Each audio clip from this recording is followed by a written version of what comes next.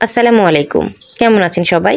Tania's kitchen and blog চ্যানেলে সবাইকে স্বাগত জানিয়ে শুরু করছি আমার নতুন আরও একটি ব্লগ ভিডিও। আশা করছি যে যেখান থেকে দেখছেন আল্লাহর রহমতে ভালো আছেন। আমরাও আল্লাহর রহমতে ভালো আছি। আসলে অনেক দিন হয়ে গেল ভিডিও আপলোড করা হয়নি। এমনিতে প্রথম দিকে তো অনেক বেশি ব্যস্ত ছিলাম, একটু ঝামেলাতেও ছিলাম। বাসা চেঞ্জ করার ঝামেলা সহ বিভিন্ন ঝামেলায়। কিন্তু তারপর যেদিন থেকে ভেবেছি যে আজকে থেকে একদম পুরোপুরি মানে কি বলবো, নিয়মিত কাজ করব, সেদিন থেকেই দেশের অবস্থা খারাপ হয়ে গেল। যার কারণে একদম ইন্টারনেট কানেকশন তো অফ ছিলই। তারপর আসলে যে অবস্থা তৈরি হয়েছিল তাতে হয়তো ইন্টারনেট থাকলেও ওইভাবে অ্যাক্টিভ থাকা আমরা যারা সাধারণ ব্লগার তাদের জন্য একটু অসুবিধাই হতো। কারণ আমি মনে করি আমি তো ওই বিষয়গুলো নিয়ে ওইভাবে কথা বলতে ইচ্ছুক না, বা ওইভাবে পারবও না। তো সে কথা না হয় নাই তুলি। তো বিভিন্ন ঝামেলার কারণে তো একদম পেছনে পড়ে গিয়েছি। আর বললামই তো, যেদিন থেকে ভেবেছি যে আজকে থেকে কাজ করব, অ্যাক্টিভ হব, সেদিন থেকে একদম আরও বেশি ঝামেলায় পড়ে যাওয়ার কারণে আর আপনাদের সামনে কোনো ভিডিও নিয়ে আসতে পারিনি।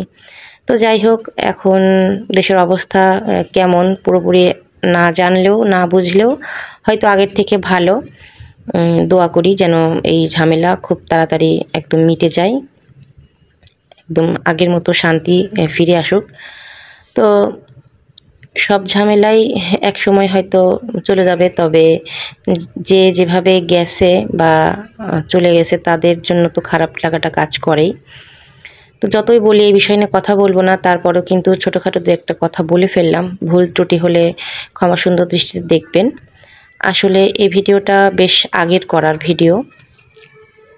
আমি নতুন বাসায় শিফট করে ফেলেছি অলরেডি, কিন্তু আগের ভিডিওগুলো যেহেতু রয়ে গিয়েছে আপনাদের সঙ্গে শেয়ার করা হয়নি, তাই ভাবলাম একটু শেয়ার করি। আমি অনেক দিন হয়েছে এই ফার্নিচারগুলো বানিয়েছিলাম, তবে বিভিন্ন কারণে বার্নিশ করানো হয়নি। তো যেহেতু ভাবলাম বাসা চেঞ্জ করবই, তাহলে আমি এই ফাঁকে বার্নিশ করে ফেলি। একদিকে মানে মিস্ত্রিরা যে কাজ শুরু করেছে, আর অন্যদিকে আমি আমার ঘরে যে জিনিসপত্রগুলো আছে যেগুলো আমি গোছাতে পারবো সেগুলো গুছিয়ে ফেলছি। আসলে এত বেশি কাজ আর এত বেশি ঝামেলা ছিল, আপনাদের বলে বোঝাতে পারবো না। আর যারা এভাবে বাসা চেঞ্জ করেন তারা অবশ্যই বুঝতে পারবেন যে আমি কতটা ঝামেলায় ছিলাম। তারপরে হয়েছে যে আগে আগে ফার্নিচারগুলো খোলা হয়ে গিয়েছে, এই কারণে আরও বেশি হিজিবিজি হয়ে গিয়েছিল। তারপরেও কাজটা হয়ে গিয়েছে, এটা কিন্তু একটা সুবিধা। তা না হলে পরবর্তীতে আবার ঝামেলা করা লাগে আর কি। তো আমি কাচের জিনিসপত্রগুলো আজকে এখানে গোছাচ্ছি আর কি, প্যাকেট করছি। আমি একটা বড় সড়ো কার্টুন নিয়েছি, এরকম আরও দু একটা কার্টুন হয়েছে। আসলে সব তো আর ভিডিও আনা যায় না, ভিডিওগুলো অনেক বড় হয়ে যায়। আমি যখন প্রথম বাসা চেঞ্জ করেছিলাম, তখন কিন্তু খুব ঝামেলায় পড়েছিলাম যে এই কাচের জিনিসপত্রগুলো কিভাবে ক্যারি করা যায় বা প্যাকেট করা যায়।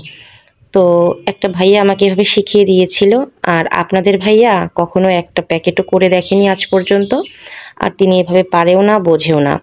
সেজন্য আমিই পারি, আমিই করি এবং শিখে গেছি আর কি।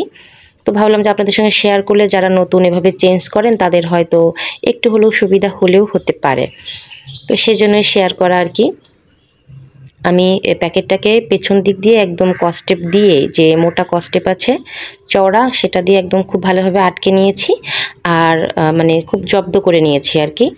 আর তার নিচে একটু কার্টুন দিয়ে দিয়েছি, ছেঁড়া কার্টুন আর কি, যাতে করে আরও একটু শক্তপোক্ত হয়।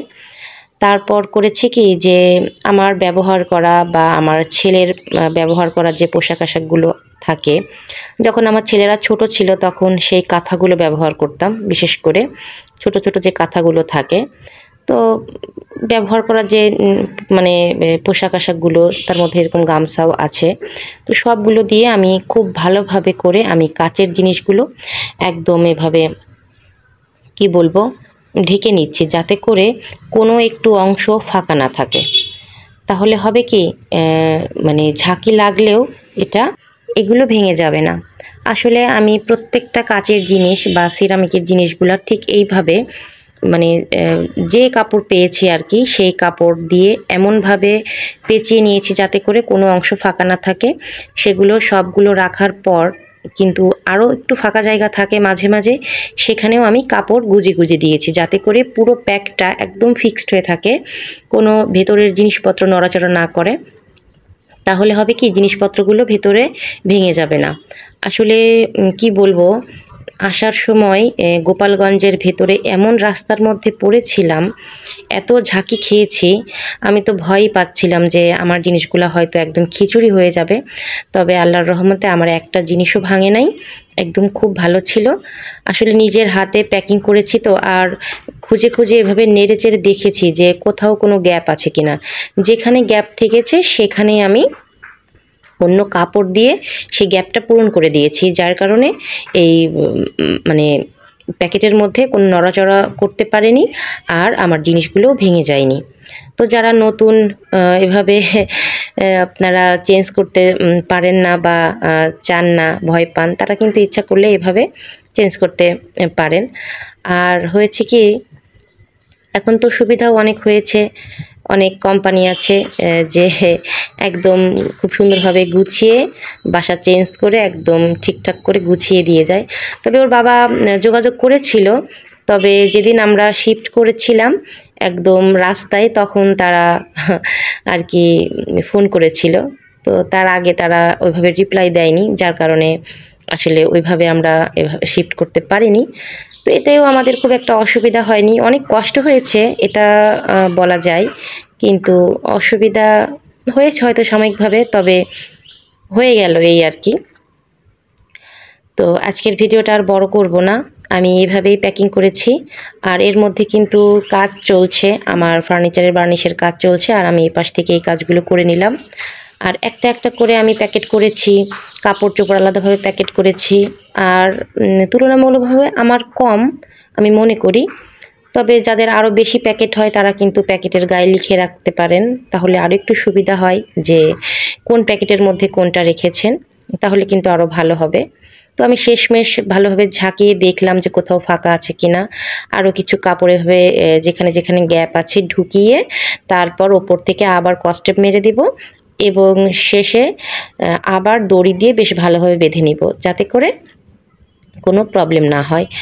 আর একটা চিহ্ন তো অবশ্যই দিয়ে রাখতে হবে, তবে আমার সবগুলো কার্টুনের কালার যেটা ছিল, আর কাচের মানে কাচের জিনিসপত্র যে কার্টুনগুলোতে রেখেছিলাম সেই কার্টুনগুলো আলাদা কালার হওয়াতে আমার ওইভাবে আমি স্মরণ রেখেছিলাম, এবং যারা মালাপত্র আনা নেওয়া করছিল তাদেরকে বলে দিয়েছিলাম যে ভাইয়া এটা কিন্তু কাচের জিনিস, এই কয়েকটা প্যাকেটে আপনারা এগুলো বেশি সাবধানতার সঙ্গে আনা নেওয়া করবেন।